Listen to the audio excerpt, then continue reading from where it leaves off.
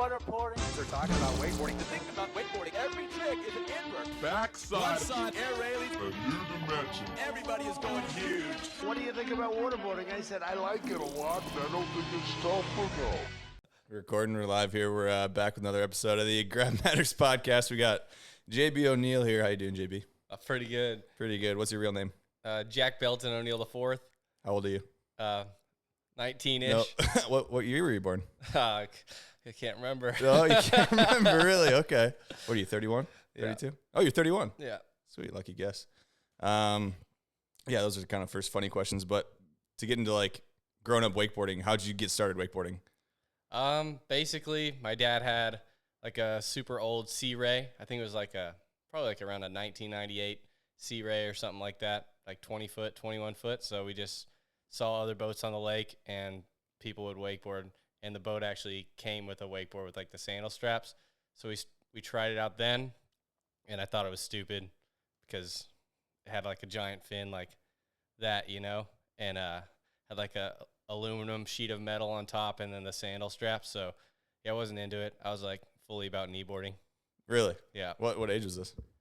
I'd say around like 13, and then it probably wasn't like until another year later, one of the homies had like a wakeboard with probably like Hyperlight 30-60 bindings on it, like all rubber kind of. You put the slime on your foot and put it in there, and then I thought it was sick because I could like get like a foot of air or something. I would only do like toe side jumps on like this deck boat this kid's mom had. So after that, I was like, oh, this is awesome. And this is in Texas? Yeah, Born and raised in Texas. And we're on the lake? Or Lake Travis. Okay. Yeah. Is that where you're still at? Yeah, I live near Lake Travis, but I ride on Lake Austin on the boat, and then I guess I've been riding Quest lately on the cable, but that's just the closest one. Okay. So you got into wakeboarding. When did you kind of start taking it seriously? And like not pursuing it as a profession, but like riding a lot and taking it seriously? Probably when I was like 14, I'd say. Because my dad just took me to like a contest, and the first contest I went to, or he bought me like $100 wakeboard from Houston Ski and Board whenever they were closing out of business. And then the first contest I went to, I was 14, but probably looked around 9. And I did like a tantrum or something, but when a 9-year-old does a tantrum, there was an O'Brien rep there, and they hooked me up with a free board. So like I thought I was sponsored, you know, and I was like, oh, well, if I'm sponsored, you know, I got to be better at this. So then I was like, okay, well, let's try and get better at it. Yeah, and this is you're still behind your dad's boat or parents' boat? Yeah, my dad had a Sea Ray still, and there was a local guy in town named Billy Garcia, and he was the 5-time Masters world champion or something, and I thought the master meant you were the master. So I thought he was the best, but he would I would go out on his boat and like pull in the ropes and stuff for kids, and I would ride behind his I think he had like a Malibu at the time, and I would ride behind that wakeboard boat and started learning a lot of tricks with him. Okay, so you're not sponsored, but are getting flow from O'Brien or whatever? Yeah. At 14, 15 years old. Yeah.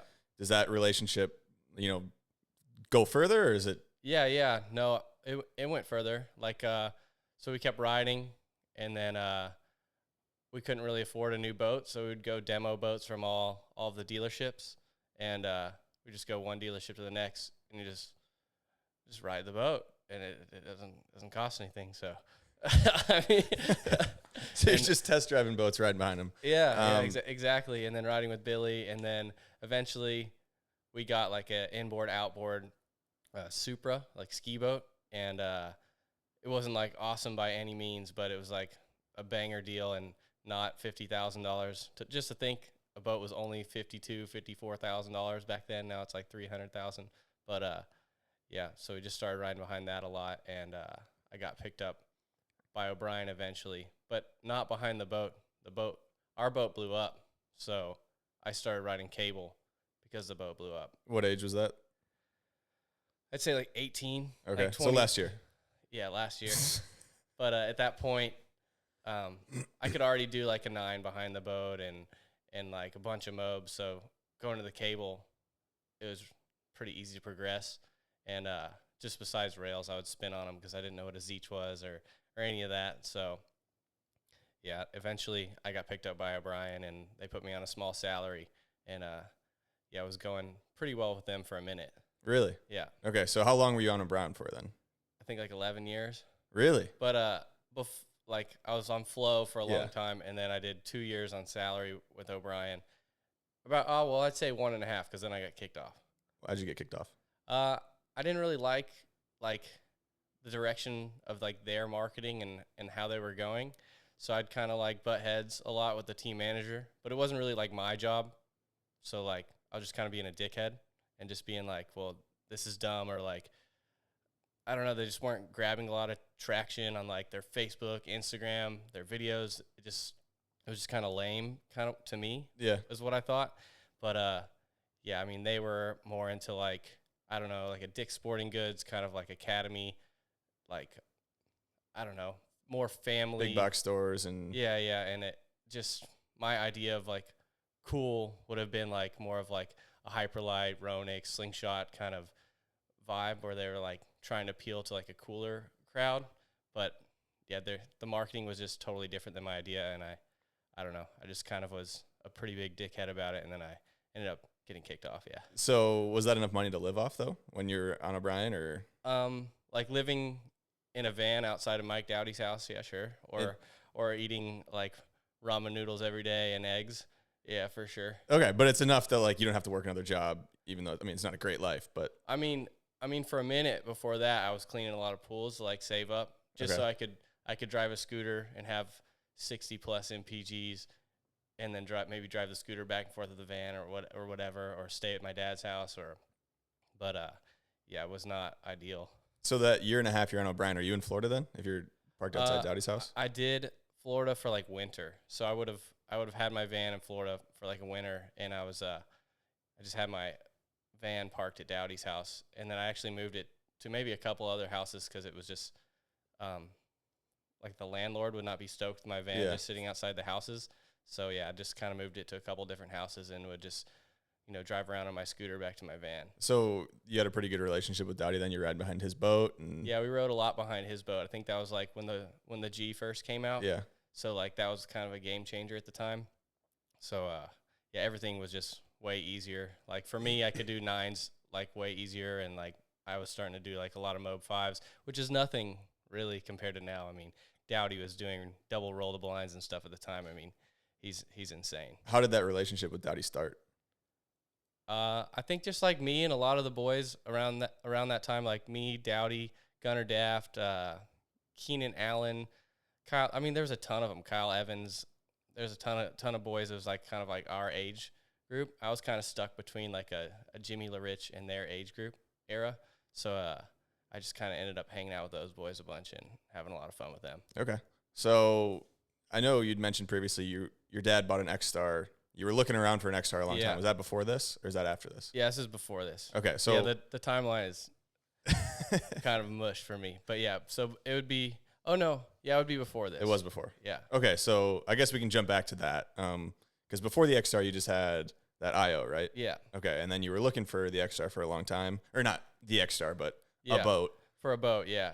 For a boat with a big engine. Yeah. So yeah, basically just browse Craigslist every day and looking for whatever wake boat we could find with the biggest engine possible, because basically to get the big engine you have to order it custom, and you're looking at $100,000 rather than like 40. Yeah. You know, so basically I just sat on Craigslist until we found that, and then made a couple email addresses and would lowball the guy like super low, like down to 20 or something, until like we kind of came up with like a meeting point. So my dad got that boat for like, what do you mean by made a couple email addresses? like made emails that weren't me, like, or it To was like me. make it look like people were interested at a lower price or something? Yeah, like offer 20, you'd be like, oh, you might as well double that or whatever, and then say like, oh, your boat's junk, like no one's gonna pay that. And Okay. yeah, So then you get it, and you obviously get a big engine, so you can weight the shit out of it. yeah. So that's basically when I would have started getting a lot better behind the boat, Okay. and that's the boat that blew up. The X-Star blew up. Just because you were riding it so much and had a ton of weight in it? I'm pretty sure it had like a dipstick recall, and so it would say it had oil in there, and it wasn't enough, so it just Ah, sucks. So after it blew up, did you? That's when I started riding cable. Okay, and you didn't get. There wasn't like we're gonna buy another boat. No, It's like no. yeah, the money's out. Yeah. Okay, so you started riding cable then. Still on O'Brien.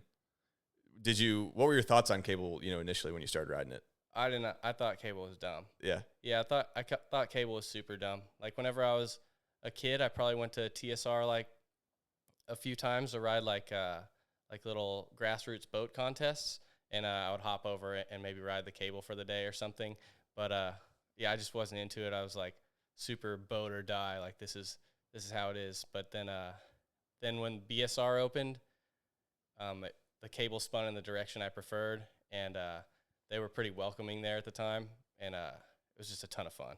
Okay, so it took you a little bit to warm up to it, but once you got kind of into it, you started pushing it pretty hard. And yeah, once I got into it, I like started pushing it because I heard that there was going to be like a Triple Crown or something like 6 months from then, and it was winter, and I was like, okay, well, let's learn a bunch of tricks. I went and learned S-Mo, through and 5, backside through and 3, all these air tricks, and then a bunch of kicker tricks. I even landed like a heel 10 back then, which I could not now.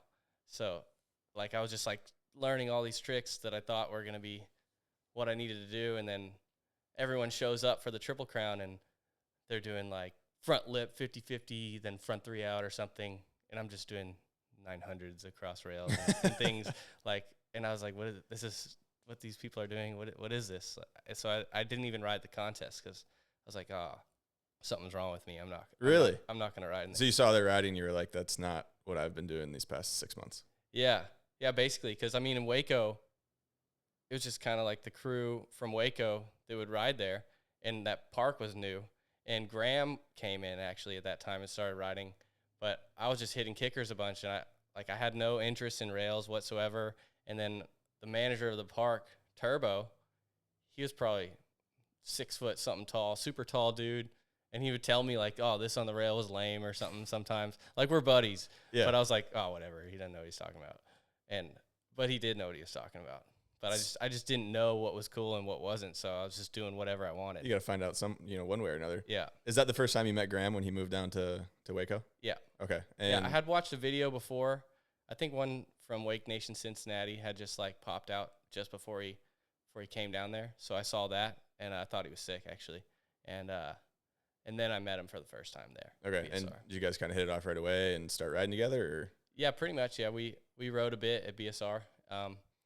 His just riding was different than mine, so like it wasn't like feeding off of each other or anything at the moment. Okay, so at this time in your life, I know you blew out your knee. When did you do that? Oh, direct drive Supra days. Yeah, that was way back. Yeah. Okay. Way back. Yeah, I blew my knee and actually started riding again like 3 months later after my ACL surgery, and nothing ever went bad, and then I just kept wakeboarding. Nothing ever happened. I mean, it felt kind of weird for a minute, and then eventually, like all the muscles built back up, and I never re-blew it ever. Yeah. So, I mean, you never wore a knee brace or anything? I did. There's wood right there if you want to knock it out. No, I wore a knee brace for a minute before I had surgery. Okay. And then I kept wearing it after until maybe 6 to 8 months after my surgery, because a couple times I would forget to wear it, and then it was fine, and then eventually I was like, I don't want to wear this anymore. Yeah, I don't need it. Sometimes I would put it on, like, if I was doing something that I knew I was going to get annihilated on, especially because we didn't ride a lot. Like, I could only ride on weekends, so my dad wouldn't let me go on the boat with, like, other kids or anything like that. And why not? I don't know, maybe good. they'll run me over, or maybe they're drinking or whatever. Like, whenever I was a kid, my dad was super protective, I guess. Okay. Or like pretty strict. Yeah. Yeah, but now he's super cool, but whenever I was a kid, he was pretty strict. Huh. Okay, so when did you start NAR Productions, or did you start that? Yeah. Okay. So me and my buddies, it would just be like this little crew in my high school. There'd be like 6 of us.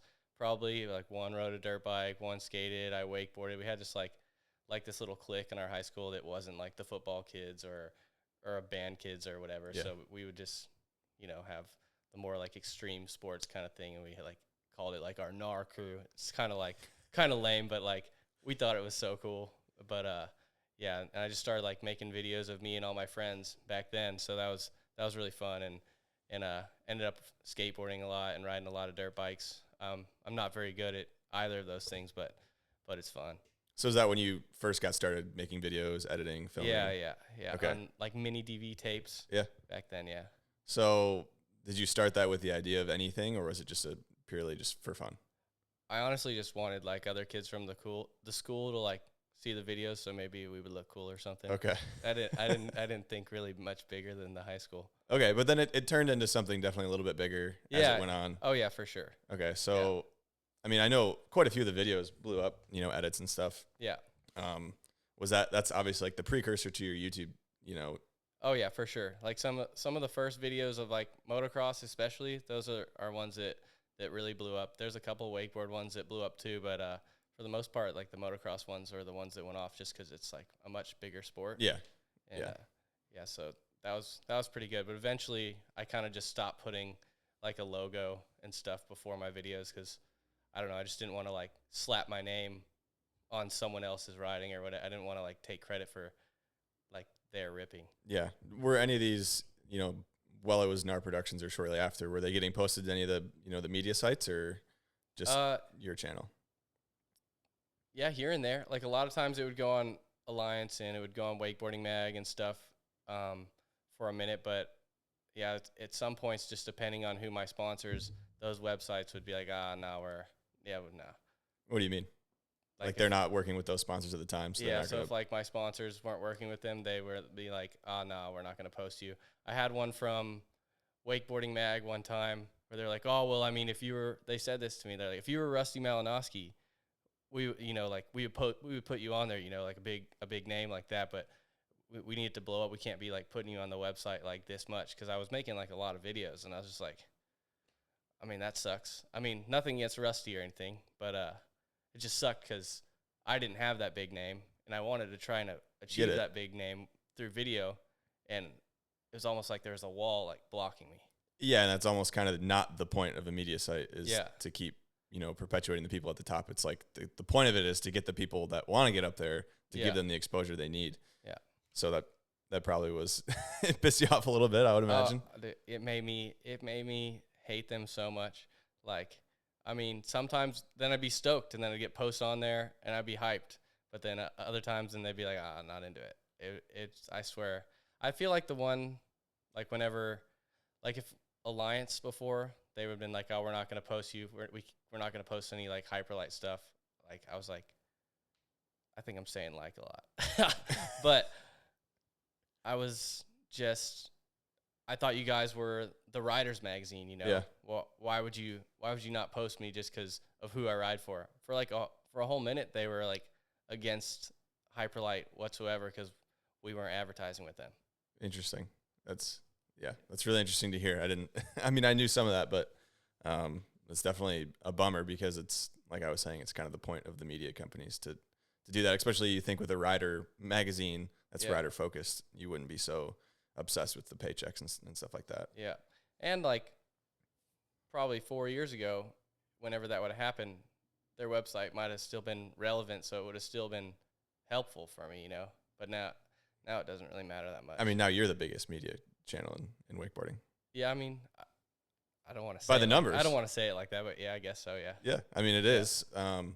So I guess we can get into that a little bit later. I still kind of want to go through your history. So you're on O'Brien. Were there any video incentives? Is that like putting out videos with your contract there or no? No. Just a flat salary. Yeah, it was just a flat salary, and yeah, that's pretty much it. And I don't know. Yeah, it was just kind of like I didn't know what to do with O'Brien. I'd just make a bunch of videos, and I would send them like screenshots of what websites I was on, or there's no. Anytime you ride for a board sponsor, there's usually like no guidance of like what to do.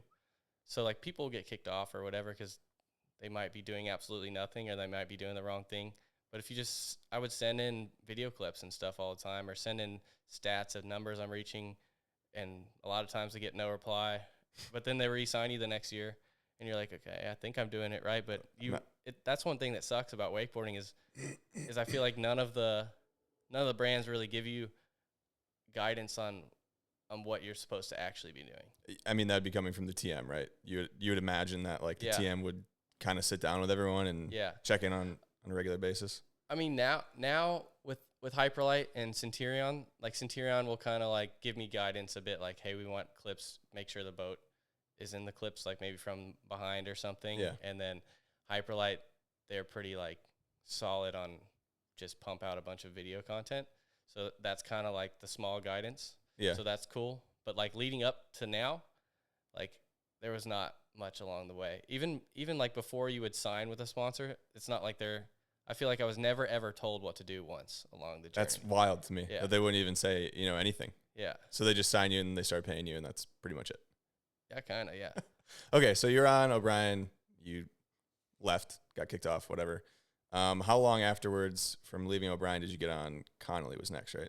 CWB. I think I ran like a year on a blackboard. Like I would just paint. Like Black O'Brien board? I would paint O'Brien boards black, Okay. yeah. And then Boardco, which I've ridden for like the whole time. They don't pay me or anything. Sometimes they'll do video incentives, but they're always just super cool because they'll reach out to other brands for me and be like, hey, this is what JB's doing. And coming from like a big dealer, it's a lot better than say me reaching out to a brand and be like, hey guys, I'm awesome, sponsor me, Yeah. So when they do that, it like Bish from Connolly and Colin Spradlin from Connolly, they're already buddies with Kobe Mikasic, which I was like best buddies. So I was like real scared. I was like, oh, this is not going to go well. So it started off like they were kind of like, well, we heard not the greatest things, but we'll try it out and see how we go a little bit. And then they ended up being pretty hyped with me for the most part. Yeah. Okay. So did you immediately sign a contract with them then or no? Not really. I kind of just like rode for them, and sometimes like I'd go on like a good vibes tour with them and they would pay me out to like pump out videos of that or whatever. It was never like a real solid. So it wasn't what you had with O'Brien. Yeah, It no, wasn't okay, like a flat salary or anything. So at what point did you go to CWC for the first time? I was still riding for O'Brien. Okay. So that would have been, I want to say 2014 or 15. Okay. And what was the decision to go to CWC? Why'd you go there? An O'Brien dealer from Singapore flew me over. He wanted me to go to all the cable parks over there in Southeast Asia, and I was like, oh, sick. I'm going to get to go to Republic and CWC. And I got there, and I was hanging out with this guy. I'm not going to say his name or anything, but it turned out like he had like a burn bridge with Sestec. I guess he was like reaching out to 1080 life jackets and stuff for me at the time. And then he had a burn bridge with Gov at CWC and Republic. And I was like, man, like a lot of people didn't like this guy. And you're over here, and I was over there, and this dude was representing me, like talking to people for me. And people were sending me emails back, telling me like, hey, dude, we'd love to work with you, but you're working with this guy, so we can't. And I was like super bummed about it. And I only went over to Asia with $1,000, and I had no cards. So I just brought. You had no credit cards. No.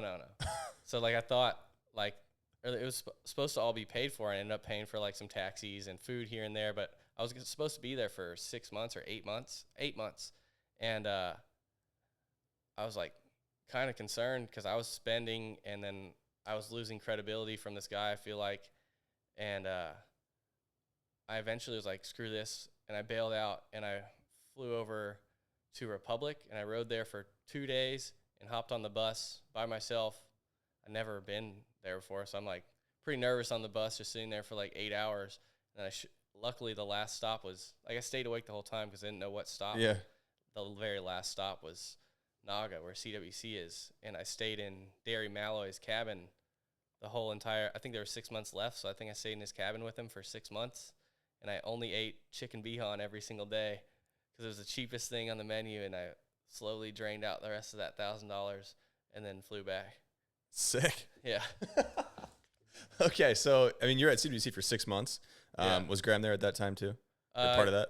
Yeah, he was there for part of that. Yeah. Okay, so did you immediately like fall in love with CWC? Was it? Yeah, it was insane, especially because like I I think that was like the year after I started riding cable. So I learned a bunch of tricks, and then a bunch of the guys that were coming up, like they were all out there. Everybody who was gonna be something at the time, or maybe they didn't become something, but they were rippers. Yeah. There were so many people that were ripping there. You could just ride and see different things that are going on, and you could learn so fast. And it was always warm, and the cable was always going normal speed, and you're 100 yards from the cable, so you can just wake up, boom, go.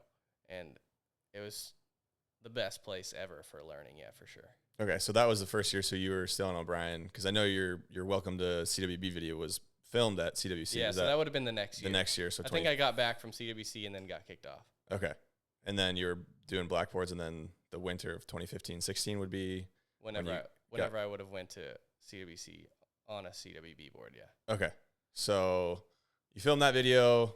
You're on what, Connolly, for a year, less than a year? Yeah, I think it was a year. Okay, and then why did that relationship end?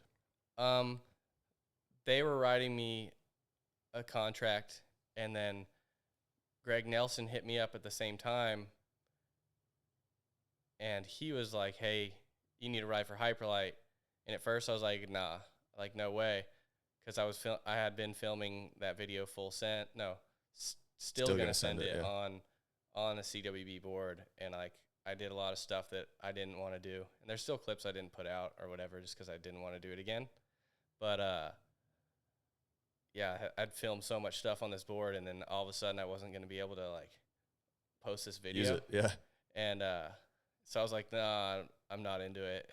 And Greg offered a deal to like do social media on one of his pages, and then a deal like as a writer. So it would have been like 2 separate contracts, which was a lot better than the contract that CWB was giving me. But I was like not into it. I did not want to do what I did again, because I was making. That was the one thing that was like holding you back. Yeah. So I like basically the full Zen video before that was my video to like leave wakeboarding, and then I decided to just do this video again. I don't know why. Leave wakeboarding? Yeah, I was just like, I was over. You're over it? Yeah, Why? I was just because like, I mean, I liked wakeboarding, but like had the hardest time with sponsors and stuff like that. And then after Still Gonna Send It, X Dubai picked me up, so that little bit of budget kept me going. Okay, so but you filmed most of Still Gonna Send It, and then how does that relationship start with Hyperlight? Because you went back and filmed a bunch of more or the same stuff, I guess. Yeah. So I was like, nah, but I was at Rocker Steiner's house at the time, and Greg doesn't know this, but Greg called up Sid, Rocker's dad, while I was standing right next to him, but he didn't know I was standing there, and he's like, "Hey, Sid, like you need to talk some sense into JB, blah blah blah. Like you need to get him to ride Hyperlight and this and that." And Rocker's dad was like, "I mean, man, you need to give him what he wants, man. You need to give him something good. Otherwise, like I don't know if it's really gonna be worth his time or whatever." Like it was so sick because like Sid fully had my back. And then probably 10 minutes later, Greg called me back and then gave me a slightly better deal. And I was like, all right, I mean, like if I can have like this bit more of budget, then I can afford to actually do what I want. I can go put gas in my car to go to winch spots. I can go travel somewhere and film stuff, or I could film videos every single day and not have to stress about money as much. Not that it was like a lot of money to start, but it was enough to where I could actually do what I wanted and not have to stress about it. So I was like, all right, I signed with Hyperlight, and then I went back and refilmed almost all of the clips from the Still Gonna Send It. But and then it's ended up being pretty good still. So you signed the contract with Hyperlight, go back to film. So it was basically more money is what Greg came back at you with, and you were like, okay, I'm going to be comfortable now. It was more money, and it was more like he wanted me like to be a part of them. Whereas like with CWB, I was like, hey guys, like can I please like just help me out with a little more budget? Or it was like I felt more wanted rather than me trying to pull money out of somebody. Not that it's all about money, but you have to be able to eat, you know? Yeah. And I was talking about this with Graham, and how Hyperlight seems to have a pretty tight team aspect in terms of Hyperlight taking care of their riders. It might not be the biggest team. Yeah. It's still pretty big, but it seems like everybody on the team is comfortable and like can feel confident in, you know, their board sponsor taking care of them. Yeah, they for sure take care of us good, and it makes it a lot easier knowing, like, if I'm going to go out and make 15 videos this month, and if they all flop, they're still going to have my back. So then I can try again next month, and hopefully they all kill it. So it's really nice to have there, and it makes my job a lot easier, and I'm pissed off way less because I'm not stressed that it's all going to end tomorrow. Yeah. So that was 2017 you signed with Hyperlight? 2018. 2018. And your YouTube channel had started to take off at that point? I hadn't started. I think I did like 3 or 4 videos on a CWB board, but then once I knew I had a little bit of budget behind me, I was like, all right, maybe it would have been my second year with Hyperlight. Really? Okay. Yeah, so the second year, since the Still Gonna Send It video would have popped off, and then things were going really good with Hyperlight, they helped me out a little bit more with budget. So that at that point, I knew I was going to be safe. And I think it was multi-year contract. Like 2 or 3 years? Yeah.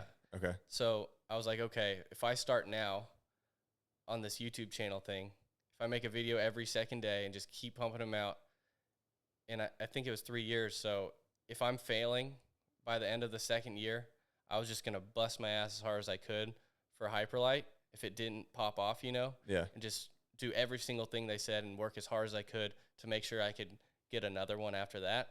So I had that buffer of 3 years of hopefully this works out. Luckily, it started working out in like 6 months. But yeah, it was pretty scary for like the first 6 months, just making video after video after video, and they might only scrape up 800 views. But since I had the buffer behind me to help, then I was able to actually make it successful. So basically, Hyperlight signing me is kind of what made it possible for me to. It allowed you to be able to pursue that. Channel. So when you started the YouTube, I mean, not started the YouTube channel, but started taking it seriously with the videos every other day or whatever. What was there any goal or any direction you had in mind when you were starting it, or?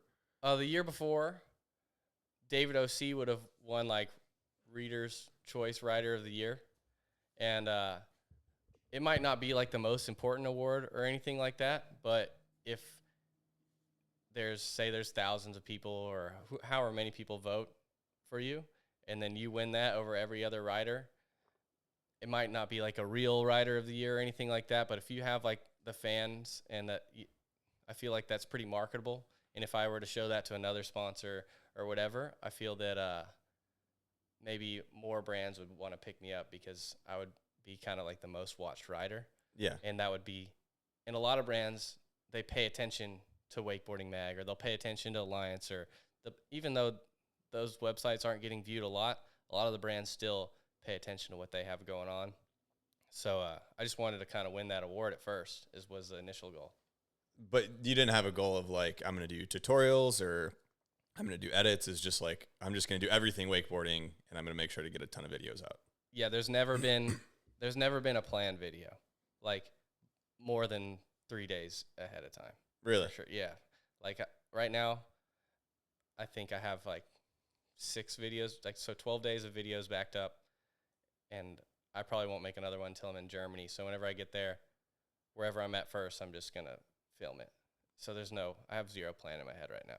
So but do you always try to keep like not a backlog, but like a few that are published or whatever and ready to be scheduled to upload? In case there's like a week of bad weather, or if I get hurt a little bit, or so just I'll always try and have a buffer. You ever missed a day or missed every second day before? No, but if I'm starting to get like the buffer gets smaller, I'll maybe pull a video from Hyperlight or Centurion and like run one of their videos and kind of like credit them at the beginning, and just so I have an extra like 2-day buffer in case I need it. Because if it gets down to like 4 days, then I start to stress. Yeah, I would imagine so. Yeah. There's a lot I want to talk about the YouTube thing, but is that in your contract with Centurion and Hyperlight, or no? No. Nothing about the YouTubes in there? No, I just try and like make sure I represent their brands more than other brands that end up in the video. I try and just make sure, like, you know, I film a lot of me, or I film a lot of Graham.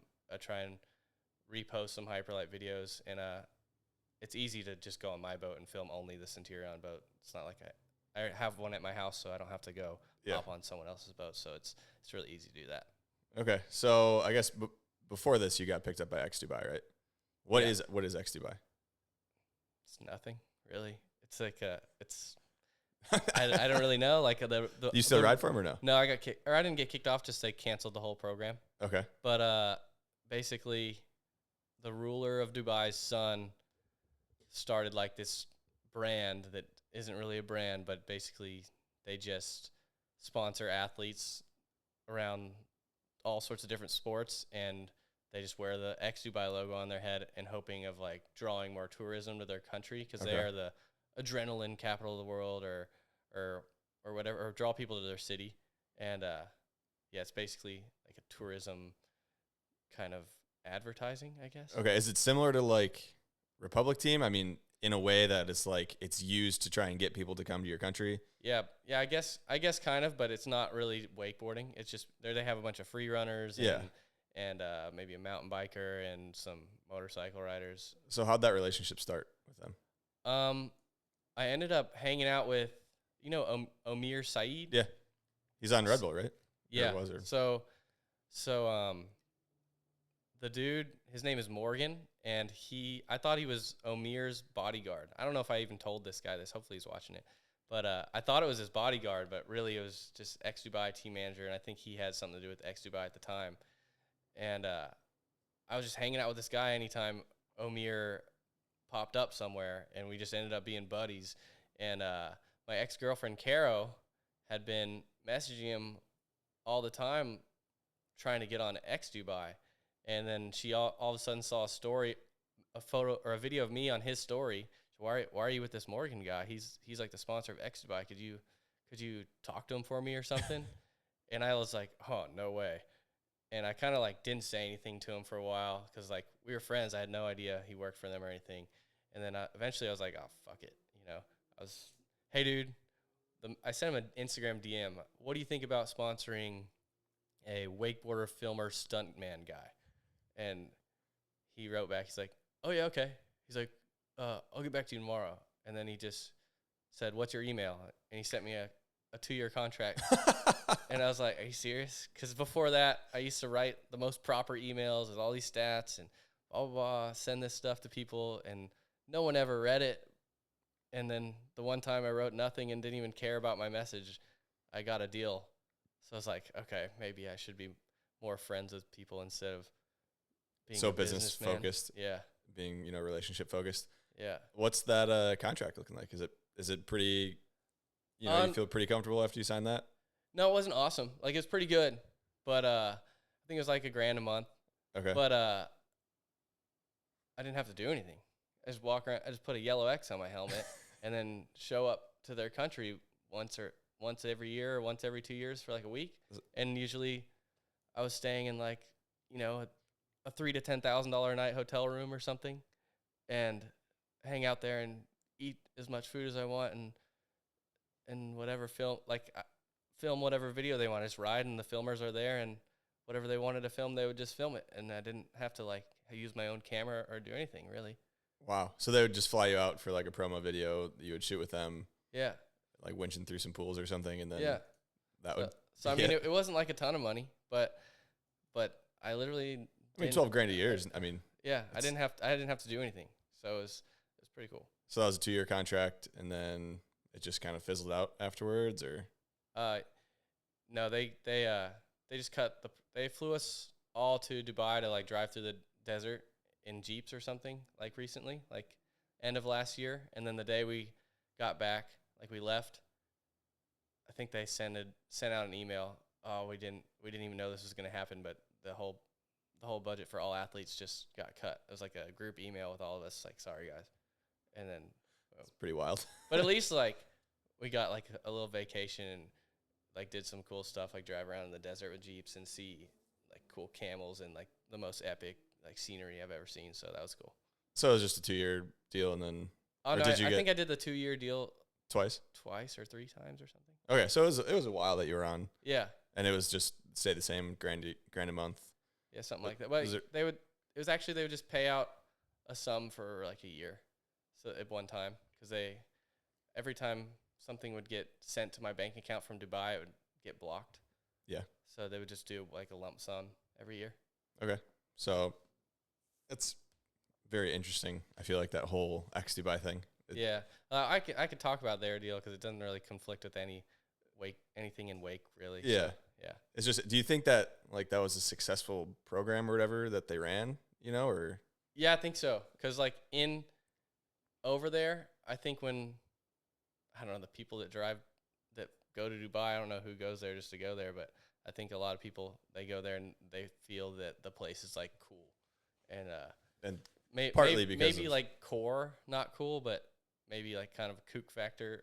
Someone would think it was super cool. So I think it was probably successful a little bit. They spent a lot of money, but I think it was maybe a little bit. Got money to spend. So, so I guess I want to talk about Hyperlight a little bit more before we get into the YouTube thing. How would you compare like your experience with Hyperlight to the past two, board sponsors you had and your relationship with them? It's way better, like 1,000 times better. I mean, they're all connected under the same umbrella, but it's way different. Like you go to an O'Brien shoot and it's just, I don't know. It didn't feel like a family, you know? And also with like Connolly, maybe there'd be 3 of us that just show up to a cable park that's close to my house, or like Dallas or something a couple hours away, and someone would come out and shoot for a day. So it was not the same vibe. Maybe back in the day, O'Brien and Connolly, like I don't know, Jimmy LaRich prime time. It seemed like CWB back when it was like CWB had a pretty sick thing going. I mean, they were popular for a little bit there, in terms of at least like from the core of the sport. It seemed like they were doing more cool things. Yeah, they for sure. I think it was different before I got on. Was it like a TM or someone in management that? No, I think there just wasn't like a team budget as big, so they couldn't have the same team they used to have. So it wasn't. I don't think it was the same vibes that it used to have back in the day. But now on Hyperlight, I come to the team shoot.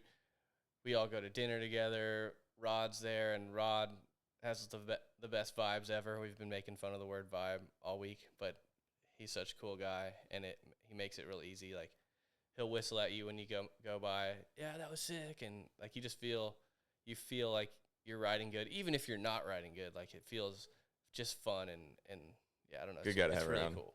Okay, so you're on Hyperlight. When does the talk of like getting your own board start? I don't know. Like when did it come out? 2021 is the first one. So late 2019, I guess. And they come to you and. I tried before at the very, very beginning, and they're like, oh, we're not gonna make very many more pro model boards just because they're not selling as well as the regular boards with no name. I was like, okay, cool, whatever. And I wasn't concerned about it at all. And then randomly, Greg messaged me one day, oh, well, maybe we should make you your own shape. And I didn't really take it that seriously at first because I didn't know if it was real. And then I actually messaged him about it, and I was like, hey, are we going to get started on this? And it almost felt like he kind of forgot about it. And then, I don't know, it randomly just came back into play, and then it ended up getting put together. It was really kind of odd, actually, because I wasn't sure if it was going to happen or not. And then all of a sudden, Aaron was shaping a board with me. I kind of just told him what I wanted, sort of, and all of a sudden, a prototype showed up to CWC, so. And you started riding it, and then. Yeah, the first prototype, it showed up. I didn't like it very much. It had like a spine in it. And then the final one, I actually only rode one prototype, which I liked how it rode, but I didn't really like the spine in the middle, which I didn't really want the spine from the beginning, but they just wanted to try it out. It was like real mellow. And we didn't like it that much, so they just removed that. And the final one is actually the one I rode, so there was no prototype between them. So I was kind of scared.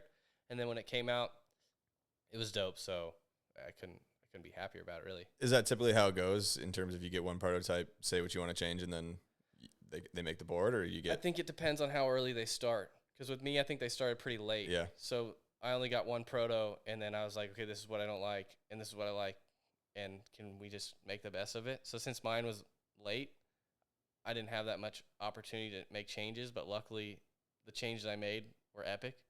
So maybe if it was earlier, you could get 2 prototypes, maybe 3. Yeah.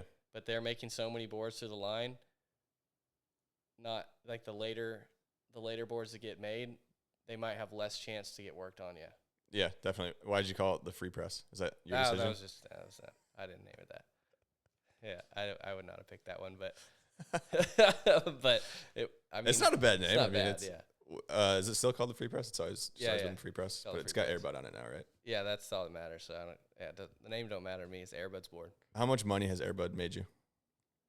None, but people like send him like treats all the time. Sometimes they'll have like his name like printed into the treats, and like they send him like bandanas and stuff. Airbud's main purpose is I'll show up to like a cable park or something, and people that probably aren't watching your videos, they already know Airbud's name before you like even meet them. So like if they don't say anything to you, they're watching because they already know his name. Is that a thing that happens? I guess people watch your video, but maybe wouldn't admit they watch your videos. Yeah, I think so. And do you think why are people not willing to like get behind it? Because it's not core. Like me going and riding on a plank of wood is very kooky. I know that, and we all know that, but it's just fun and it's easy for like the general public to understand. Okay, he's gonna try this on this board that's not supposed to be ridden, and hopefully it works out. Maybe it doesn't, and it's easy for someone to grasp.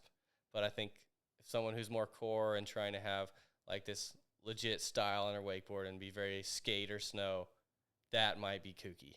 Yeah. Which it totally may be. But yeah, I don't know. So it's not the coolest thing to watch for someone who's very core, probably. Did you get any, backlash or hate when you started leaning into the YouTube thing more? From anyone? I thought I was gonna get a lot. Sometimes people won't want to be in the video. I'll be, hey man, you want to film? And sometimes they're like, oh nah, and that's fine. I mean, that's not, if you don't want to, that's cool. But yeah, I thought I would get a lot more. Maybe it's behind my back, which I don't get to hear it, so that's cool. But but yeah, not really. Not really nothing. Yeah, I mean, the times I get it is if like I'm being a smart ass and I'll talk shit to someone, and then they'll say something back, but I asked for it, so it's not really. They're not really talking shit. I talk shit first, so then they talk shit back. Do you think maybe you don't get that much hate because you still are like a core rider in the sense that you've had, street parts that you put out with winching, and like you're still very like talented wakeboarder, and like you still stay connected with the core side of the sport? I think I kind of try and just stay in my own lane, really, kind of. But I think that too. And also, if I make videos, sometimes I'll put in the videos like, hey, a Zeech, like this isn't proper, or these are the grabs that are proper, or I kind of try and like, since there are a lot of people that are uneducated, I try and push them in the right direction at least a little bit, so that it's not just like making wakeboarding more kooky than it already is.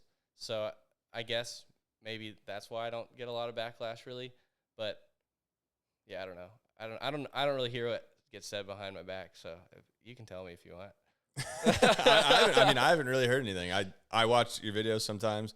I think probably everyone does. I mean, yeah, it'd be really hard not to, because it's the only thing on YouTube that there's a million wakeboarding videos of. So even if you're looking up how to change your oil or something, it might pop in your feed if you're interested in wakeboarding. Yeah. Yeah. Okay, so let's just, I guess, keep going in the YouTube thing. How does the views and the engagement change summer versus off season? It's got to be pretty drastic. Yeah, super drastic. Like I'd say right around this week, beginning of July, it will start to really ramp up. Maybe in 1 week from now it'll really start to ramp up, or 1 week earlier. But there's kind of like a little window over the last 3 years I've noticed. But I mean, it will tenfold, like 10 times as many in summer as winter probably. Really? Yeah. What is the importance of the thumbnail? How much value is placed on that? I think it's not the most important thing, but it's in the top 3, kind of. If it'd be, I mean, the person has to click on it, right? Yeah. Like if there's 16 other thumbnails on the page, I don't know how many are on the page, but you have to have something that pops out over the other ones so that someone wants to click it. So what would the top 3 be? Thumbnail, title, and Yeah, thumbnail, title, and you just need to keep the person in the video for a long time. is there like a, I don't know if I've heard if this is true or not. Is there like a 10-minute like incentive thing basically? If you make a video over 10 minutes, it'll do better on YouTube or no? It might do better, but I think now it's 8 minutes. Okay, they dropped it down. But it was 10 minutes. But basically, you can put, if it's more than 8 minutes, you can put more than one ad in the video.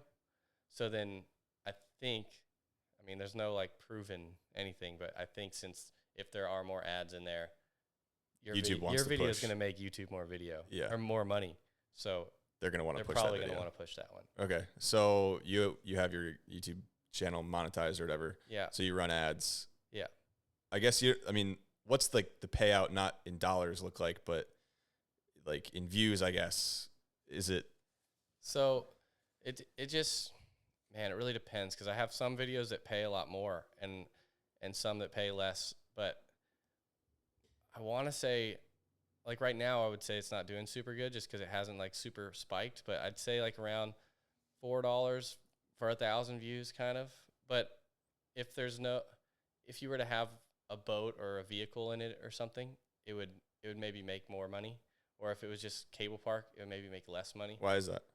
I think because there's more ads that could be targeted towards like engines and like or cars car companies or something. Yeah. Okay. Yeah. So I think if you make a boat video, you might get paid more per view. And or if depending on the country you're in. So if I'm hanging out in Philippines making a bunch of videos, it will notice that I'm not. It'll notice that those videos are there, and it will. So they start paying you pesos. They'll pay you less, yeah pretty much, yeah. How do you? Christmas would be more, or like it just, and summer they'll pay more because there's more ads for water sport. It's just, yeah, it'd be hard to say like how it'd be hard to put a dollar amount per view or something. Yeah, but so you're consistently making money on all the videos that are up though. Yeah. As they continuously rack more views up. Some still rack up like 100 views a day or something. So and if I think there's like 800 videos. I don't know how many videos there are, but there's hundreds of them. So they're all those ones that are still pushing a little bit. That's basically what keeps the money going, not the new one. Yeah. The new one you might make $10 or something. But over time, eventually. Yeah, over time, eventually. If it's one that will keep going, like if I were gonna go film a rider and be like I would make raw clips with a bunch of riders. If I were gonna go film that rider, I would make maybe $10. Yeah, because that video is not going to keep going forever. Yeah. And so if anyone wants to make a video with me, I'll give you $10 if you feel like I'm making money off you. Has anyone ever said anything like that? Like, you're going to be making money off me, JB. I don't want to be in your video. Yeah, I think I've had it like twice. I've had it twice. Yeah, but yeah, you can have my $10. Yeah, I'll buy you a chicken burger. Yeah. Or whatever. Yeah. Okay. So, I mean, how do you come up with titles for all the videos? Like, what's your workflow process of making or filming a video, editing a video, making the thumbnail, creating the title and all that? I think I just talked about this last night. I was like, man, I don't even know what to name this video. I mean, there's some brutal titles out there for sure. Like I don't know what I made so many titles and I try not to make the same one again. I literally wing it every time. There's not really a process. Okay. Like my whole process is pretty lame. I don't even take the clips off the memory card when I edit. I just edit it straight from the memory card. I'm not trying to fill up my hard drive or anything. So they just go right into the editing and then right up to YouTube and then you delete it. I'll save it if I know there's good stuff in there. Okay. I've been saving a lot lately, but usually I don't. Just to a external hard drive or whatever, full of stuff. Okay. So and you use Final Cut Pro? Yeah. Okay. And then what do you use for the thumbnail? Just Photoshop? Yeah, it's Photoshop. Okay. How long do those take usually? Like the editing process and creating the thumbnail? I bet it takes me an hour to edit a video, and then the thumbnail probably like 20 minutes. Okay. Yeah, but I think if I had like an iPad or something, I could do the thumbnail in like 5 minutes. You should get an iPad then. Yeah, probably. Okay. You're known for having a strict diet and workout regimen. Can you kind of walk us through that? It's really bad. We ate McDonald's this morning. I don't have one near my house, so I never eat McDonald's. So it's a treat for you. Yeah, it's all Usually. right. What do you usually eat in a day? Yeah, Taco Bell. Probably twice. Twice a day. Day. You eat Taco Bell. Yeah. I'm not even gonna lie. And then I don't know. I do Chipotle kind of often and Panda Express often. If I'm gonna go to the cable park, I'm for sure gonna get Panda Express. I'll get it, and I'll get a really huge one, and I'll eat half of it. I'll put it in my windshield. It's probably 110 degrees outside in Texas, so it's just the same thing as having that light beating down on the it. heater. So I'll ride at the cable for 4 hours or 5 hours, hang out with all my friends and stuff, and I'm dying, and then everyone's like, "Oh, dude, I'm starving." And I'm like, yeah, go straight to my car and pull it out of my windshield, and we're ready to go. So I mean, you don't feel any effects of eating like shit? Oh yeah, for sure. I mean, you ever had a salad before? Or? Yeah, I have, but not really often. But yeah, I feel like it's more like diesel fuel. Like you don't it doesn't run that fast. Like you don't get a lot of power out of it, but it just keeps on chugging along forever. It's a slow burn. Yeah. I'd like to see a doctor's thoughts on that. It's good for GoProing for sure. Really? Yeah. Fast food. Yeah. Okay. So you can stand out there forever, and yeah, because you're only like using a quarter power. You just stand out there forever and just hold it. You work out at all? I did for I think 10 days or 12 days straight over this winter one time. Wow, nice. Over winter I got pretty chunky, and then I had like a Centurion shoot pretty early this year, and I had to like sit on the boat and have photos taken of me without a shirt on. So I like went super heavy fasting and like killed myself for like 12 days and lost like 10 pounds. I doubt that's healthy either. You fast a lot? No. No? But I did for that. Did it work? Yeah. Oh yeah, for sure. Yeah, 100%. Yeah. Ran on the elliptical machine, just burning the calories. Yeah. Speaking of Centurion, how did that relationship come about and get started? I tried to ride for them before. I think they probably 2013 time, back maybe 2014, and they had a different team manager back then. And I went to a couple of their shoots and stuff, and it's just nothing ever happened really. And then probably, what am I at, year 3? I'm so bad at like this whole timeline. But I say like 3 years ago, I rode, they needed a wakeboarder for like a little shoot in Austin, and I went and rode. They were only filming an Instagram clip, but I rode on the boat that day. And then Boardco is also Centurion's biggest dealer. So they messaged Centurion for me, and I'm pretty good friends with Ashley Kidd, so she sent him a good email about me, and then they got back to me, and we talked, and then, yeah, they just put it together, like, within, like, a couple days. Yeah. Is that, like, a 1-year contract to start? Yeah, that was they do, I think they do 1 year every year. Okay, and then did you get a boat the first year or no? I basically told him I didn't want a boat because I just wanted more budget so I could film more stuff, get better cameras, get better computer. I could go hop on Ashley's boat or whatever. So we kind of had like a shared boat at first. It was pretty much her boat though. Like I was not about to like have Ashley write an email and be like, "Oh, hey, this is half mine now."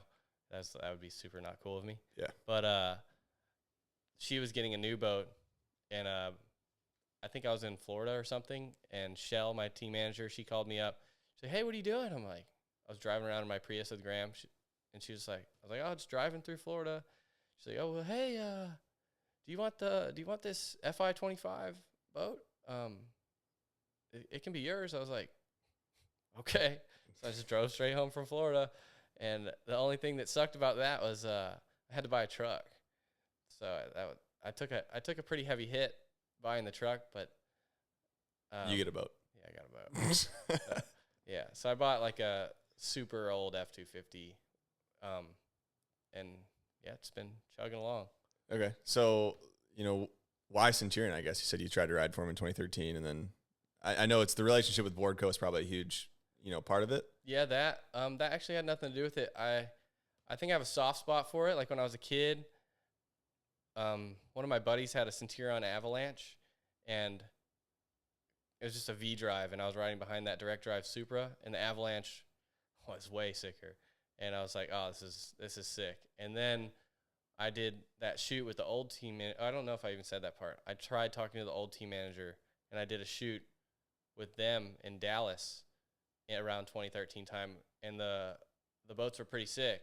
And I think just nobody knew that the boat was sick because it was just they focus on wake surfing, And I was like, holy crap, like this thing was just, at that time, it was just as good as the X-Star my dad had, and it had a smaller engine, and the ballast fills up in like 2 seconds. I was like, damn, this is pretty dope. And then I kind of wasn't focused on boat anymore for a while. But then now I had this channel, and I started thinking like, well, why don't I just pump out a bunch of boat videos? And I wasn't going to go just do them all on my dad's boat, because if I wore it all out, and then if I eventually did get a boat sponsor, then I'd have nothing left to pump out. So I tried getting in contact with them then, because I was like, well, why don't I just make a bunch of boat videos too? Yeah. How's the relationship been with them, so far? Yeah, they're cool. Like their team shoot is super cool. They always put us up in like the sickest Airbnb, or one year we all stayed on houseboats. Some of the other riders didn't like the houseboats that much, just because it wasn't like as luxury as like a nice Airbnb, but it was sick. Like I thought it was awesome. Like it was like a giant trailer that floats. Super cool. It's so fun. But yeah, I mean, they've given me a boat the next year again, and I have a ton of fun on it with my friends, so I can't complain. What do they do with the boat? So you get like a new boat for the year, right? So I think the boat that I have, so I'll use it, and then after the year is up, I think the dealer gets it, and then they can sell it. And I think that they get it for cheaper, because I would have been using it, yeah. Okay. And I mean, you try and obviously take really good care of it and keep it in good condition? Yeah, for sure. The last one, I think it went through another person before Ashley as well, so I would have been the third person on it. So it wasn't as perfect when I give it back. But this one now, I think I'm like at like 70 hours or something, and it has not even like the smallest scratch on it or anything. So I've been, just since I'm the only person that had it, I'm the only person that could have messed it up, so I make sure it's perfect. Yeah. Yeah, they can trace it back to you. Yeah. Shoot, what was I was gonna say? So you're a wakeboarder on the team. Who else is on the team? It's you, Ashley, and wake David OC. They have a ton of wake surfers, probably like 10 of them, and I don't pay that much attention to wake surfing. I know Ashley Kidd and Keenan Flegel, or Sean Silvera or something. Yeah. But I don't really pay attention to it that much. But and Dallas Friday and Taylor McCullough are the wakeboarders. Yeah. Okay. I mean, it's obviously important, I think, to have wakeboarders still be, have a presence when it comes to boats. Do you is that an important thing to you, to make sure that like wakeboarding's still getting a good spotlight when it comes to riding behind the boat, and not let it all get boiled down to just, wake surfing? Or yeah, no, I think it's important. For instance, on my lake, on Lake Austin, I see people wakeboarding all the time. Like if I go out, I probably see minimum 1 to 2. And I mean, it's only, I don't know, 100 yards wide, the lake. So, and I only run in one section. So I'll probably see almost 2 every time. So I only stay in that small area. I for sure see a wake surfer every time, obviously. But yeah, I think it's pretty popular on our lake. There's a whole air chair squad, everything. So it's pretty thriving in Austin, I feel like, on the lake. Okay. That's good to hear. But I try and make sure almost all the videos are wakeboarding. I will do wake surfing videos sometimes, because a lot of people ask for it. But yeah, I think it's pretty important. So you're still in Texas. Why'd you never move to Florida? Like full time Florida? Yeah, just not into it. Like the crew there, like I'm friends with a lot of people there, and it's awesome. But they don't see outside of they have Lake Jessamine, they have Lake Conway, they have Clear Lake. Maybe some people ride over in, what is the town called? I don't know. But they've got like 5 or 6 lakes that they're all squatted up in, and there's like 7 free boats on each lake. And it's just a little city of wakeboarders that only know about each other. And there's nothing wrong with that, because they're all sick and they're all pushing it way better than I can wakeboard. I'm not going to even remotely try and say I'm on the same level. But they're only riding with each other and only pro wakeboard touring. So it doesn't get seen. They don't see what else is going on elsewhere. They only think each other exists, I feel like. Okay. And I went up to Active Water Sports last year, and they have the hugest wakeboard community of boats and everything like that. And then this last Centurion shoot over in California on the lake there's so many wake boats everywhere, so many people. My home lake, Lake Austin, there's probably a minimum 1,000 wake boats on this lake, and on Lake Travis there'd be another 1,000, maybe 3,000. You know, so there's so many people wakeboarding and wake surfing elsewhere that are going out for leisure and having fun, and they don't hear about this Orlando bubble. So I think it'd be stupid for me to go hang out in that bubble and try and cater to them, because there's everybody else out there that deserves attention too. And, you know, the people that come on my boat, I bring people out all the time that they're not pro or whatever. I can show that wakeboarding's fun and it's not the Olympics. So you talked about the tour. Have you ever ridden on the Pro Wakeboard tour? Yeah. I used to ride in Junior Pro Man back in the day. I rode in Pro Man too. I got whooped. Yeah? Yeah. I got whooped.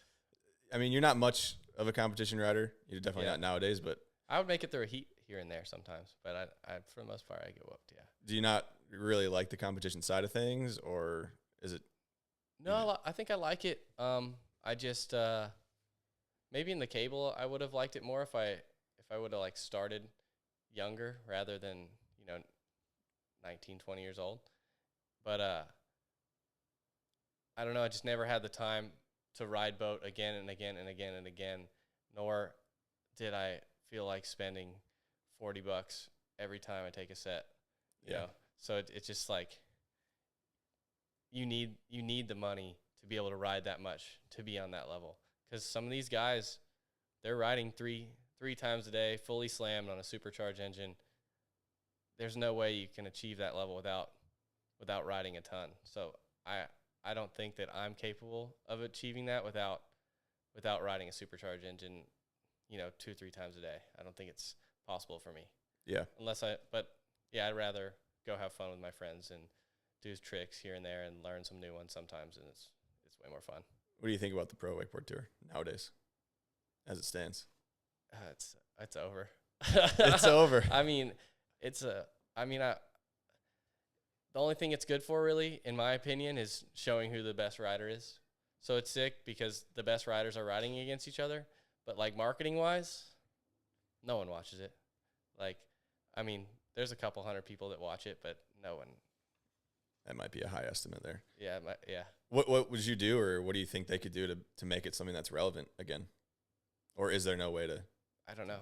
I wish I could be helpful. I don't know. I don't know how. Maybe bring beer out there, kegs. Somehow bring another attraction in. It's like you go to a rodeo. It's not all about Rocker Steiner riding that bareback horse. There's a carnival there. There's a music artist there. There needs to be something else to draw people in. Just wakeboarding alone is pretty stale, especially how far away the boat gets. So there needs to be other attractions. I feel like would be the way to bring people in. Yeah, and then maybe do you think putting girls on the tour would be a good idea? Yeah, I guess. If they're not, they're not. If they are, they are. It's not like it's going to gain them much more exposure. If they want it to be fair, yeah. But the Pro Tour is nothing anyway, so I don't know. I don't know why it would even matter. You're not wrong there. Let's talk about Airbud. I guess the journey to get him back from CWC was a long and expensive one. Do you want to tell me a little bit about that? It's a really cheap one, actually. Yeah? Yeah. It was it felt long because I was scared it was not going to work, but he is just an ESA, and he rode my lap the whole way back. Really? And it didn't cost anything. It cost $100 for the ESA and $100 for what's ESA? Emotional pet support. Oh, emotional service animal? Yeah, emotional. What is it called? EPS. Emotional pet support animal. EPSA? He's something like that. I don't know. I don't know what he is, but he's something that I paid for online that's not real. And but that's all you had to do to get him up? No, I had to get him shots, which was $100, and I had to get him his blood tested to make sure he had no disease, which was $100. So it was a total of $300. And you did that in the Philippines? Yeah. And then he legit walked into the airport on a leash, just a normal collar, no vest, nothing. No one said anything. He got in my lap, rode the whole way, 18 hours, didn't pee or poop. Yeah, he doesn't pee or poop for 18 hours. Yeah, got off the plane, went up to customs on a leash. They asked me if I'd been anywhere near mainland China, and I said no, and they stamped my passport, and I walked through. Direct flight. No one asked a question. How'd you find him? Did he just run up to you? I mean, he would run up to anyone who had food, really, at the park. So he was just hanging out. And then I feel like I was just there longer than everyone. So he just kept hanging out. And finally there was a typhoon. So I just brought him into the shelter or whatever. And then after I brought him in once, I just let him stay in my cabin for like 3 more months. And then I was like, oh, well, you're coming back. Because, I mean, Anna had just done it with her dog like the week prior. So I was like, well, if she did it, I'm doing it. And then, yeah. Why the name Airbud? Did you name him? Yeah. Oh, well, no, I put on my story Airbud or Donald Trump on a poll, and Airbud won. But I would give him, what is it? Not pudding, but yogurt cups, which is similar cup to pudding. Whenever I had like my yogurt parfaits in the morning, I just set it on the ground and eat the rest of it, like in the movie kind of. So I was like, I just called him Airbud. Like from the movie when. Yeah. Okay. Boat or cable? Would you say you prefer riding more? Depends on the cable, but Perfect cable versus perfect boat. oh, it's hard. Between me and you, since you're on people working. No, I don't care. you I don't can skip care. forward. I can say whatever I want. I think, shoot, I don't know. Cable maybe would edge it out a little bit just because as long as it's a good cable and it goes faster than 28K. Yeah, just because there's so many people that can be there and so many friends and like a bigger community. I can only fit a few people on my boat at a time. Yeah. But on the boat at home is sick just because I bring a bunch of friends and different people and there's a lot of stoke factor. It's not very Orlando-y where it's like someone does a 10 and the people on their boat are like looking at their phone and they do that, you know? So yeah, I mean, they're totally different vibes. The stoke factor on the boat, you have all the tension at once. That's really cool. And then the cable, you can do whatever you want. You can just show up. But I think I have more things to do on the cable, so that might edge it out a little bit. The cable will win by a little bit. Yeah, I mean, there's something cool about the boat where it's like whoever's on the boat is on the boat and they're not going anywhere. Like you're hanging out with them for the day, so like your attention's. If I had to pay for the boat, the cable. What do you think about the price of boats these days? That's insane. Yeah, it's insane. But I mean, if you can afford it, why not? You know. But as for like I could not personally just go buy a brand new boat. I could go buy a used boat, sure. Yeah, but a brand, well, maybe I could buy a brand new boat because I'm pretty sure you can get a 30-year loan on one. Like a house. Yeah, like a house. Yeah. So, but I wouldn't personally do that. But yeah, I mean, yeah, it's very expensive. You think that's like, going to have a detriment to the longevity of wakeboarding as a sport, or maybe not I don't think so. You don't think so? I don't think so. I mean, I talked to dealers before in like last November, and they were already sold out for all of this year of the boats. So I think that it's going smoothly. And then whenever the market craps the bed, there'll be a huge used market. So then it'll allow other people to get into it. Then the people who wanted the sick boat that couldn't afford the sick boat will be able to get the sick boat. And then the people that are still rich can get a new one. So I think that it'll be or maybe not like affordable, but there'll be enough people that can afford it so that their homies that can't can come on it. So I think that it's fine. All right. What do you think about the state of wakeboarding media as it stands today? Being the biggest media kind of person in the sport. Oh man, I don't know. Say it. Ask me the question better. I don't know. Ask me the question better. Yeah. I mean, what changes would you like to see in wakeboarding media? Like magazine wise, or like anything? Like the state that it's in today is you're dominating, the media side of wakeboarding when it comes to video content. I think that if the magazines want to get better, I think they shouldn't make it such an ad. Like I know that people are paying for the ad, but if it's just ad after ad after ad, no, you're going to lose viewer after viewer after viewer. It's too watered down. So if you show people having fun on a product and not so much, this is the Mind Bender surfboard. I don't know if that's a name for one, but probably. it's very fast on Yeah. that does nothing for anybody.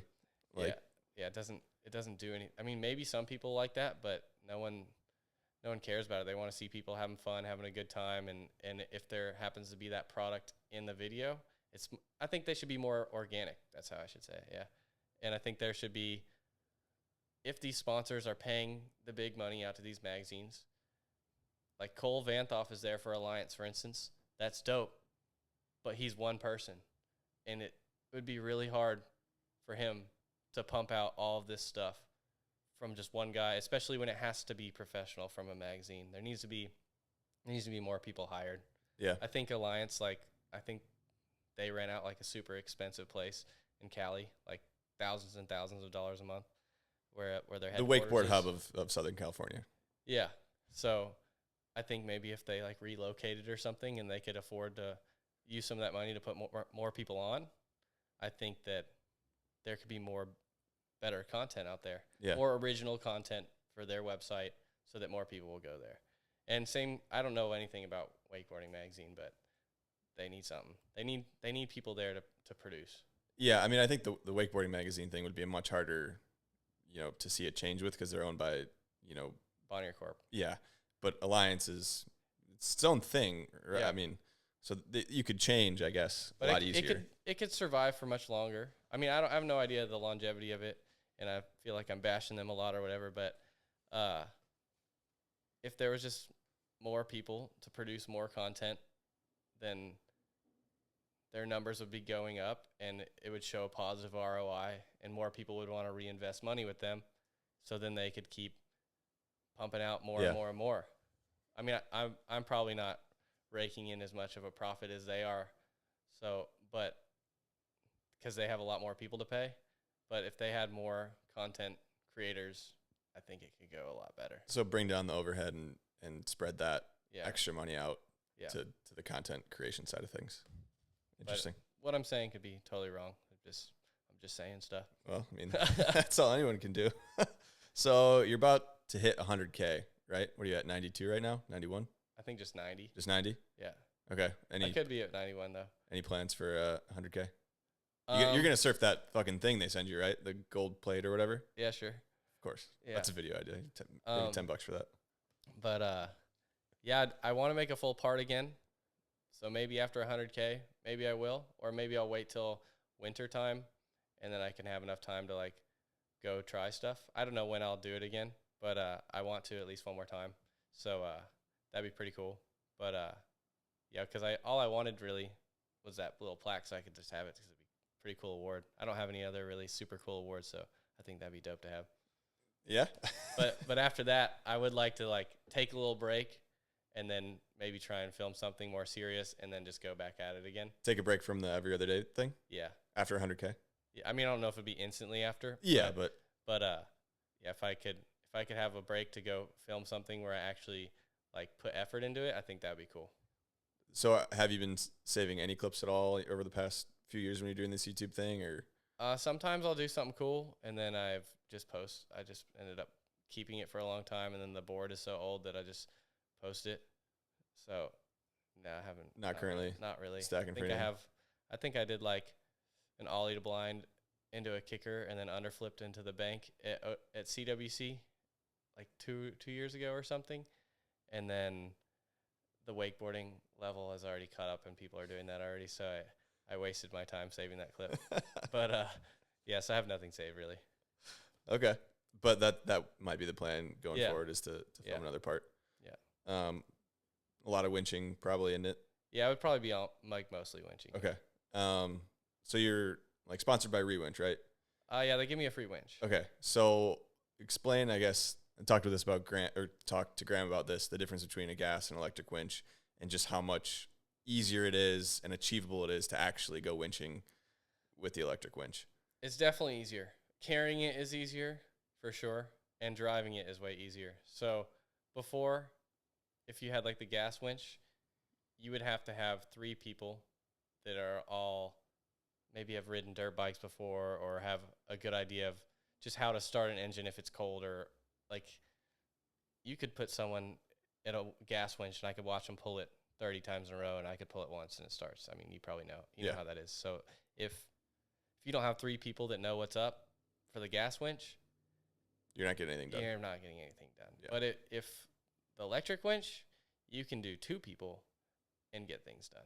Because the wireless remote, I could probably stand, I don't know, at least 100 feet away, and I could be standing right next to the spot, so I can film and drive at the same time. So now I no longer need 3 people. I mean, it's ideal to have 3, but now I don't need 3. So Yeah. and it's quiet, so you don't hear it, and no, you get kicked out less. And I can just throw it in a backpack. If I have to walk through the woods or something, I don't have to lug this giant thing with a motor over giant rocks and things like that. Also, whoever builds gas winches, I'm just going to give you guys a tip. You should put the engine on the same side as the wheels, because even though it has wheels, you're still carrying the whole engine because the engine is on the side that you carry. So if you do build gas winches, you guys should really think it through. 100%. It's a leverage game.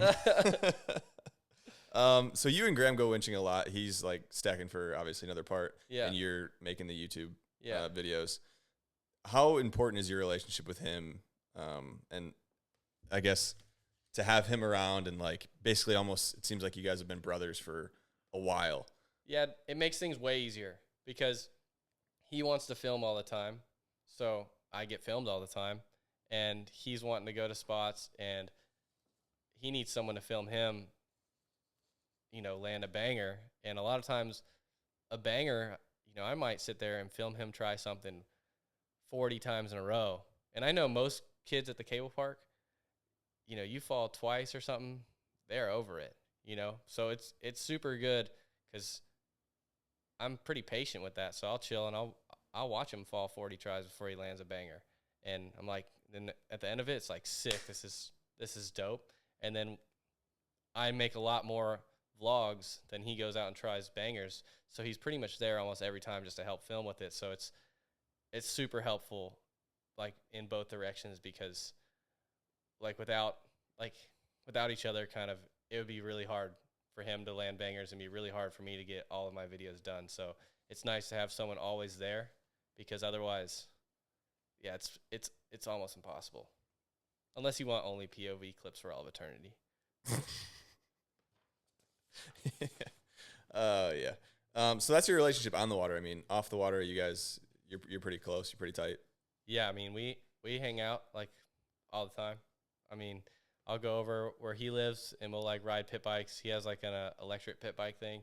We'll ride pit bikes or whatever. I mean, most of the time we're wakeboarding because we wakeboard all the time, Yeah. or we go do something water sports related. So, I mean, yeah, but I mean, yeah, we hang out at least like every other day probably. Okay. And so you're living in Texas. Were you living with your parents for a while before you got your new camper? Is that where you were before? Yeah, for a while. My dad was having his house remodeled, so I was living in that while that was getting remodeled, and then pretty much I'd be away from home almost the rest of the year for the most part. So, I mean, me and Graham would go on the road for like 6 months or 3 or 4 months straight to all the different cable parks. So the time I spent at home was 2 months a year almost. Yeah. So it doesn't make sense to buy a house or yeah, anything. I couldn't just afford to go rent a house or an apartment in Austin because it's minimum $1,200 a month, So now I have the whole camper thing. It's only $500 a month. And where do you park it, or? It's in a neighborhood called Hudson Bend. It's like a mile from Lake Travis and maybe like 8 miles from Lake Austin. Okay. So it's pretty dope because I can go to either lake, and it's probably 45 minutes from Quest. Not bad. You got a bed sponsor for a video. Yeah. How does that come about? Do they reach out to you and say, "Hey, I'm gonna send you a bed"? And No, me and Graham use this app sometimes, and I'm not gonna say it because I don't want all y'all to get on it. But but basically, there's just a bunch of brands on there, and you can just click on the brand, and they'll pay you a few $100 to like post something. So like, but you have to have a following, obviously, and then I think if you had like 10,000 followers or something, they would do it. Like maybe they wouldn't pay you, but here's a free bed instead of a bed in cash or whatever. So like, it basically checks your engagement of your your Instagram or your YouTube or whatever, and it will just tell you like a dollar amount that they think you should ask from the brand, and then you just click on the brand, and then they either say yes or no, and then you might make a couple $100 right there. Yeah. And I just did it to get a free $1,600 bed for my new camper, really, and yeah. So I don't really do it often because I don't want to Saturate be it. holding a Rockstar can or a million times. Or something Has like that. speaking of energy drinks, has any relationship ever been close to getting started with energy drink brands or no? No. No. I tried to talk with Rockstar Craig a bunch of times, but every single time was like you had to go out and like try and party with this dude, and I don't really party, so nah. I watched Gunner Daft go out and party with this dude probably 400 times, dude, and until this dude put Gunner on Rockstar. And, like, Gunner's sick, and he has a sick style, and it should have been, like, no question. But I swear, like, sometimes it's about being the homie with someone, but I just, there's no way I could ever hung. So Yeah. I'm not a rock star. But I tried before. It didn't work. All right. Well, I mean, I think we did it here. Is there anything else you want to talk about or anything you want to say? Get off your mind? No, it was good. That was it. That was easy. I felt like 30 minutes, but I think it was longer than that. It was right? longer than 30 minutes for sure. Obviously, any sponsors you want to thank or any people you want to thank? Maybe just my dad. He's pretty epic, and that's pretty much it. Just your dad? Yeah, Jack? yeah. You Jack named Belton it. O'Neill III. Okay. Are you the fourth then? Yeah, I'm the fourth. Okay. And are you going to have kids? If I accidentally have one, I guess I'll be a fifth. Would you name him JB5? Yeah, JB5. Okay. Sick. Yeah. All right. Well, thanks for coming on. I got a shirt there if you want it or some stickers too. Oh, sick. Appreciate taking the time out of your day. Thanks everyone for listening and watching. What do you say at the end of your videos? Oh, peace. Oh, you say like, comment, subscribe. Oh, yeah, guys. Like, comment, subscribe, and there's not going to be one of these every second day forever. Nope. But if there is, you're really hardcore. But, yeah, see y'all next time. Later, guys.